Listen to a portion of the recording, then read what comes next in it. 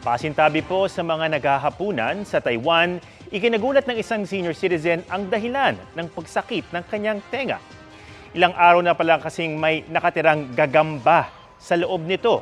Ayon sa ginang, napilitan na siyang magpakonsulta dahil sa hindi pangkaraniwang mga tunog at kaluskos na naririnig niya sa kaliwang tenga. 4 na araw na nga raw siyang hindi pinapatulog nito. Sa kabutihang palad, normal naman ang kondisyon ng kanyang eardrum. Matagumpay din ang tatanggal ang gagamba mula sa kanyang tenga. Mga kapuso, samahan nyo kaming tumutok 24 oras. Bisitahin at mag-subscribe sa GMA Integrated News sa YouTube.